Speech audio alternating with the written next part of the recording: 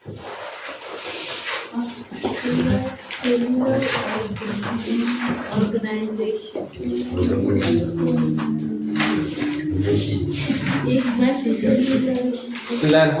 आपका टॉपिक आज का है सेलुलर ऑर्गेनाइजेशन। लास्ट टाइम हमने पढ़ा था लेवल्स ऑफ ऑर्गेनाइजेशन। तो लेवल ऑफ ऑर्गेनाइजेशन को हमने बिल्कुल बेसिक लेवल से स्टार्ट किया था, सब एटॉमिक लेवल से। तो सब एटॉमिक लेवल में कौन कौन सी चीजें आती है? एटम के अंदर इलेक्ट्रॉन्स, प्रोटॉन्स और न्यूट्रॉन्स होते हैं। तो उनको स्टडी करेंगे तो उसका हम क्या नाम देंगे? सब एटॉमिक लेवल कहेंगे। उसके बाद दूसरा लेवल कौन सा होता है? Atomic level. उसके बाद तीसरा लेवल कौन सा होता है? Molecular level. इलेक्ट्रॉन्स, प्रोटॉन्स और न्यूट्रॉन्स मिलते हैं तो एटम बनता है, एटम एटॉमिक लेवल। उसके बाद बायो एलिमेंट्स को हमने पढ़ा। उसके बाद एटम्स मिलते हैं तो क्या बनते हैं? मॉलिक्यूल्स बनते हैं। फिर हमने मॉलिक्यूल्स को दो टाइप्स में डिवाइड किया, बायो मॉलिक्यूल्स को मैक्रो मॉलिक्यूल्स और माइक्रो मॉलिक्यूल्स। उसके बाद हमने पढ़ा मॉलिक्यूल्स मिलते हैं तो ऑर्गेनल्स बनते हैं, तो ऑर्गेनल लेवल पढ़ा। उसके बाद ऑर्गेनल्स मिलते हैं तो क्या बनते हैं? सेल बनते हैं, सेलुलर लेवल, सेलुलर ऑर्गेनाइजेशन। उसके बाद हमने सेल्स मिलते हैं तो टिश्यूज बनते हैं, एपिथेलियल टिश्यूज, मसल्स टिश्यूज। उसके बाद जब टिश्यूज मिलते हैं तो क्या बनते हैं? ऑर्गन्स बनते हैं, हार्ट, लंग्स, किडनीज, ये क्या है? डिफरेंट ऑर्गन्स है। इसके बाद ऑर्गन्स मिलते हैं तो ऑर्गन सिस्टम मिलते हैं तो ऑर्गेनिजम्स मिलते हैं तो पॉपुलेशंस। उसके बाद कम्युनिटी, बायोस्फीयर। तो ये हमने इनको सीक्वेंस में पढ़ा। उसके बाद जो सेलुलर लेवल है उसको हमने थोड़ा सा पढ़ना है। तो लिविंग ऑर्गेनिजम्स को क्लासिफाई 3 टाइप्स में करते हैं on the basis of cellular organisation. तो ये 3 टाइप्स लिविंग ऑर्गेनिजम्स की सेलुलर ऑर्गेनाइजेशन की बेस पे 3 टाइप्स हैं। सबसे पहला है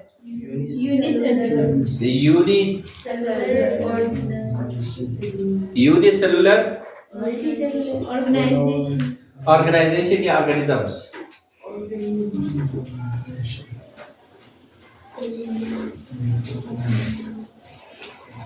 यानी यूनिसेलुलर ऑर्गेनिजम्स या ऑर्गेनाइजेशन, इसमें जो पूरा एक ऑर्गेनिज्म होता है वो यूनि का मतलब क्या है? वन। यानी एक ही सेल पे मुश्तमिल होता है, एक ही सेल का पूरा एक कंप्लीट ऑर्गेनिज्म। तो इस तरह के ऑर्गेनाइजेशन को क्या नाम देंगे? Unicellular organisation. यानी उसमें पूरा एक कंप्लीट ऑर्गेनिज्म ही क्या होता है? उसकी एक कंप्लीट ऑर्गेनाइजेशन होती है। वही एक जो सेल होता है वही पूरा एक कंप्लीट क्या होता है? ऑर्गेनिजम्स होता है। एक या एक से ज्यादा सेल्स नहीं मिलते, बल्कि एक ही सेल है और वही एक कंप्लीट ऑर्गेनिजम्स है। तो इस तरह के ऑर्गेनाइजेशन को क्या नाम देंगे? यूनिसेलुलर ऑर्गेनाइजेशन कहेंगे। मसलन बैक्टीरिया है, वो क्या है? एक ही सेल का कंप्लीट क्या होता है? ऑर्गेनिज्म होता है। इसी तरह एमेबा है, एमेबा है। तो ये क्या है? ये एक ही ऑर्गेनिज्म है, एक ही सेल है और एक ही सेल का एक कंप्लीट ऑर्गेनिज्म होता है। उसी सेल के अंदर सारे लाइफ के प्रोसेसेस होते हैं। मसलन लाइफ के प्रोसेसेस कौन कौन से हैं? फूड, उसी सेल के अंदर क्या होगा? डाइजेस्ट होगा। उसी सेल के अंदर ही ट्रांसपोर्टेशन होगी इस फूड की एक हिस्से से दूसरे हिस्से पे। इसी सेल के अंदर ही वेस्ट मटेरियल बनेंगे। इसी सेल से ही वेस्ट मटेरियल क्या होंगे? उनके बॉडी से रिमूव होंगे। तो पूरा एक सेल और उसी सेल के अंदर की लाइफ प्रोसेसेस जो उस लाइफ को सरवाइव करने के लिए, जिंदा रहने के लिए रिक्वायर्ड है, वो उसी सेल के अंदर होते हैं। तो एक ही सेल का कंप्लीट ऑर्गेनिज्म, उसको क्या नाम देंगे? यूनिसेलुलर ऑर्गेनाइजेशन कहेंगे। 5 किंगडम में से एक किंगडम के ऑर्गेनिजम्स यूनिसेलुलर होते थे। वो कौन सा किंगडम है? उसका नाम क्या है? मुनीरा। शाबाश, किंगडम मुनीरा पूरा एक 5 किंगडम में से एक किंगडम है लिविंग ऑर्गेनिजम्स का, जिसमें जितने भी ऑर्गेनिजम्स हैं उन सब की बॉडी एक ही सेल से मिलकर बनी है। तो इस तरह के ऑर्गेनाइजेशन को क्या नाम देंगे? Unicellular organisation. और सेकंड जो टाइप है वो है कॉलोनियल ऑर्गेनाइजेशन।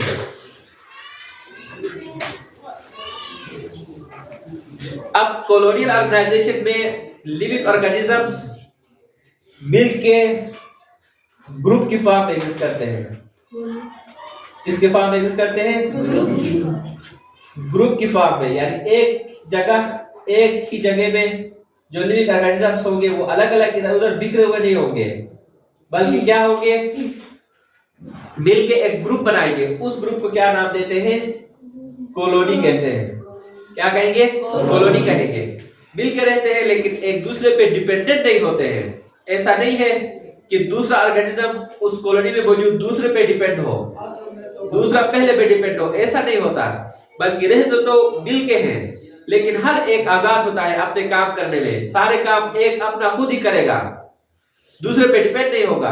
तो इस तरह के ऑर्गेनाइजेशन को क्या नाम देंगे, कॉलोनियल ऑर्गेनाइजेशन। यानी एक कॉलोनी ले लें आप, तो कॉलोनी में बहुत सारे क्या होते हैं, घर होते हैं। हर घर आजाद होता है, अपने घर के काम सब कुछ एक घर खुद ही संभालता है। लेकिन एक किस्म के लोग, चाहे वो किसी शहर, बड़े शहर में जाए, तो वहां मुख्तलिफ इलाकों के नाम से क्या बनी है, कॉलोनीज बनी है। तो उसमें उस इलाके के लोग इकट्ठे एक ही जगह मिलेंगे, लेकिन ऐसा नहीं है कि एक दूसरे पर डिपेंडेंट हो। इसी तरह लिविंग ऑर्गेनिजम्स में क्या होते हैं, एक ग्रुप बना के, एक टाइप के ऑर्गेनिजम्स के एक ही सेल, वो सेल्स क्या होते हैं, ग्रुप बनाते हैं। ऑर्गेनिजम्स नहीं बल्कि यूनिसेलुलर जो सेल्स होते हैं ऑर्गेनिजम्स, वो ग्रुप बनाते हैं। ग्रुप बनाते हैं तो उसको क्या नाम देते हैं, कॉलोनी कहते हैं। और उसमें एक सेल दूसरे पे डिपेंडेंट नहीं होता, बल्कि हर एक अपने काम में क्या होता है, आजाद होता है, लाइफ प्रोसेस को खुद ही करता है। लेकिन डिफरेंट क्या होता है यूनिसेलुलर से, यूनिसेलुलर से डिफरेंट इसलिए होता है कि ये मिल के ग्रुप बना के कॉलोनी के फॉर्म में एग्जिस्ट करते हैं। ऐसे इस टाइप के ऑर्गेनाइजेशन को क्या नाम देते हैं, कॉलोनियल ऑर्गेनाइजेशन कहते हैं। बस इसकी मिसाल क्या है, वोल्वॉक्स मिसाल है, जिसमें यूनिसेलुलर ऑर्गेनिजम्स क्या होते हैं, एक कॉलोनी बना के एग्जिस्ट करते हैं। इस तरह का ऑर्गेनाइजेशन क्या नाम देते हैं, कॉलोनियल ऑर्गेनाइजेशन कहते हैं। और जो तीसरी टाइप है, that is multicellular organisation. किसे कहते हैं, मल्टी सेलुलर? बिल्कुल, दो या दो से ज्यादा सेल से मिलकर जो ऑर्गेनिजम्स बने हैं उनको क्या नाम देते हैं, मल्टी सेलुलर ऑर्गेनिज्म कहते हैं। और इस ऑर्गेनाइजेशन को क्या नाम देंगे, मल्टी सेलुलर ऑर्गेनाइजेशन। तो ज्यादातर ऑर्गेनिजम्स किस फॉर्म में होते हैं, मल्टी सेलुलर। उनकी बॉडी में दो से या दो से ज्यादा क्या होते हैं, सेल्स होते हैं। मसलन इंसान है, मल्टी सेलुलर ऑर्गेनिज्म, इसकी बॉडी में बिलियंस ऑफ क्या होते हैं, सेल्स होते हैं। इसी तरह फ्रॉग है, इसी तरह मस्टर्ड प्लांट है। तो ये मुख्तलिफ ऑर्गेनिज्म जो हमारे आसपास जो हमें नजर आते हैं, नेकेड आई से नजर जो आएंगे, वो यूजुअली क्या होते हैं, मल्टी सेलुलर ऑर्गेनिजम्स होते हैं। उनकी बॉडी में एक नहीं बल्कि लाखों सेल्स होते हैं। तो वो ऑर्गेनिज्म जिनकी बॉडी दो से ज्यादा सेल से मिलकर बनी है उसको क्या नाम देते हैं, मल्टी सेलुलर ऑर्गेनिजम्स। और इस सेल के ऑर्गेनाइजेशन को जो मुख्तलिफ लाखों सेल मिलकर एक पूरा एक इंडिविजुअल बनाते हैं, तो उस तरह के ऑर्गेनाइजेशन को क्या नाम देंगे, मल्टी सेलुलर ऑर्गेनाइजेशन कहेंगे। तो इसमें दो मिसालें आपने पढ़नी है। एक आपने पढ़ना है मस्टर्ड प्लांट। तो मस्टर्ड प्लांट, सरसों का जो प्लांट है उसको क्या नाम देते हैं, मस्टर्ड प्लांट कहते हैं। ब्रासिका कैपेस्ट्रिस इसका क्या है, साइंटिफिक नाम है। तो ब्रासिका कैपेस्ट्रिस या मस्टर्ड प्लांट, इसको एक मिसाल के तौर पे आपने लेना है मल्टी सेलुलर ऑर्गेनाइजेशन के। तो इस प्लांट को अगर आप देखें तो प्लांट के यूजुअली कितने पार्ट्स होते हैं, 4।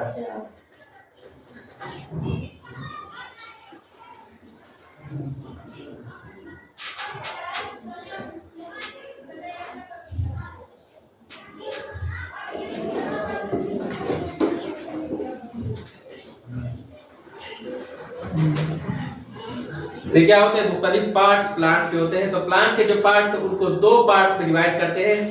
एक को नाम देते हैं वेजिटेटिव पार्ट, एक हिस्से को क्या नाम देते हैं, वेजिटेटिव पार्ट्स।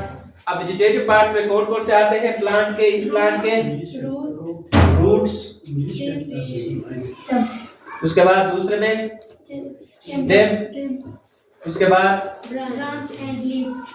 ब्रांचेस, और उसके बाद इसमें लीव्स। तो ये जो पार्ट्स है किसी भी प्लांट के, इनको क्या नाम देते हैं, वेजिटेटिव पार्ट। मसलन कौन कौन से इसको वेजिटेशन के तौर पे यूज करते हैं, मसलन बास प्लांट्स के रूट्स यूज होते हैं फूड के लिए, स्टेम यूज होते हैं, या उसके लीव्स यूज होते हैं। तो आप इनको क्या कहेंगे? Vegetative part. इनको क्या कहते हैं? Vegetative part. जो प्लांट है उसके पार्ट्स को दो मेन टाइप से डिवाइड करते हैं। एक को क्या नाम देते हैं? Vegetative part. किसे कहते हैं वेजिटेटिव पार्ट? प्लांट के रूट्स को, स्टेम को, ब्रांचेस को और लीव्स को, इन हिस्से को क्या नाम देंगे? वेजिटेटिव पार्ट कहेंगे। और जो दूसरा पार्ट है प्लांट का उसको नाम देते हैं रिप्रोडक्टिव पार्ट। Reproductive part. दूसरे हिस्से को क्या नाम देंगे? Reproductive part. इस पार्ट को रिप्रोडक्टिव पार्ट कहते हैं प्लांट का। फ्लावर को किसको कहेंगे? तो flower is the reproductive part of plant. इसको क्या नाम देंगे? रिप्रोडक्टिव पार्ट कहेंगे, ये जो फ्लावर है। बाकी इसमें आपको क्या नजर आ रहे हैं? लीव। ये कौन सा पार्ट है? Vegetative part. लीव है, इसके जो ब्रांचेस है, स्टेम है, तो ये कौन सा पार्ट हुआ? Vegetative part. अब ये फ्लावर कौन सा पार्ट हुआ? इसका रिप्रोडक्टिव पार्ट। और ये जो फ्लावर है ये किस कंडीशन में है? बड कंडीशन में। फिर भी ये किस कंडीशन में होते हैं? बड कंडीशन में। इसके फर्दर मुख्तलिफ पार्ट्स हम इसी चैप्टर में तफसील से पढ़ेंगे। तो इस में आप क्या होते हैं? जो बड कंडीशन में बाहर जो ग्रीन पत्ते हैं इनको क्या नाम देते हैं? सीपल कहते हैं। उसके बाद ये जो व्हाइट कलर के जो पार्ट्स इसको क्या नाम देते हैं? पीटल कहते हैं। और इसके बाद इसके अंदर आपको स्टेमन्स मिलेंगे, एंथर, स्टेमन, और उसके बाद स्टिग्मा, कार्पल और स्टिग्मा इसके क्या होते हैं? दरमियान में पाए जाते हैं। तो इसको अपने तफसील से फिर पढ़ना है। तो फिलहाल ये जो आपके सामने जो पार्ट है ये कौन सा पार्ट है? इस रोज का कौन सा पार्ट है? Flower reproductive part. बाकी इसके लीव, स्टेम ये कौन से पार्ट है? वेजिटेटिव पार्ट है। तो प्लांट्स को मेनली कितने पार्ट्स में डिवाइड करते हैं? दो पार्ट्स में। एक को क्या नाम देंगे? Vegetative part. तो कौन कौन से पार्ट वेजिटेटिव पार्ट में आते हैं? रूट्स, ब्रांचेस और लीव्स। और रिप्रोडक्टिव पार्ट में कौन सा आता है?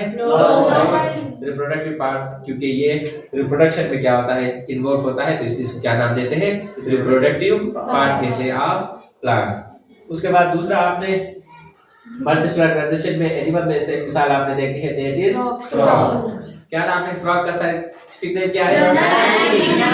Rana टिग्रिना is the scientific name of frog. तो फ्रॉग को भी मुख्तलिफ पार्ट्स में क्या करते हैं? डिवाइड करते हैं। तो हेड है इसका, उसके बाद नेक, और उसके बाद इसके ट्रंक। तो मुख्तलिफ पार्ट्स में। फिर उसके बाद ऑर्गन सिस्टम, इसको भी कहीं हम टेक्निकल में तफसील से डायसेक्शन के बाद इसको देखेंगे। तो ये आपका था सेलुलर लेवल ऑफ ऑर्गेनाइजेशन। तो सेलुलर ऑर्गेनाइजेशन कितने टाइप से डिवाइड करते हैं सेल की बेस पर ऑर्गेनिजम्स को? तीन। एक कौन सा होगा? सेलुलर। दूसरा कौन सा हुआ? तीसरा कौन सा हुआ? तो यूनिसेलुलर में एक ही ऑर्गेनिज्म का कंप्लीट क्या होता है? एक ही सेल का कंप्लीट ऑर्गेनिज्म होता है। मसलन एमेबा, मसलन बैक्टीरिया, तो एक ही सेल उसका कंप्लीट ऑर्गेनिज्म है। तो इस तरह के ऑर्गेनाइजेशन क्या नाम देंगे? Unicellular organisation. उसके बाद कॉलोनियल ऑर्गेनाइजेशन उसे कहते हैं जिसमें क्या होते हैं? यूनिसेलुलर ऑर्गेनिजम्स क्या होते हैं? कॉलोनी के फॉर्म में, ग्रुप की फॉर्म में रहते हैं, लेकिन हर सेल अपने इंडिविजुअल जो लाइफ प्रोसेसेस हो उनको इंडिविजुअली परफॉर्म करता है, दूसरे पे डिपेंडेंट नहीं होता। उसको क्या मतलब उसकी मिसाल कौन सी है? वोल्वो। और तीसरी टाइप है मल्टीसेलुलर ऑर्गेनाइजेशन, जिसमें मुख्तलिफ सेल्स मिलते हैं, मिल के उनमें बास हिस्सों का अपना अलग क्या होता है? फंक्शन होता है, दूसरे हिस्सों का अपना अलग फंक्शन होता है। और एक सेल या एक पार्ट दूसरे पार्ट पे क्या होता है? डिपेंडेंट होता है। इस डिपेंडेंसी या इस पार्ट्स को मुख्तलिफ फंक्शंस में डिवाइड करने को नाम देते हैं डिवीजन ऑफ लेबर। क्या कहते हैं? Division of labour. मसलन हार्ट है तो उसके जो सेल्स है उनका अपना एक फंक्शन है कि वो ब्लड को पूरे बॉडी में क्या करे?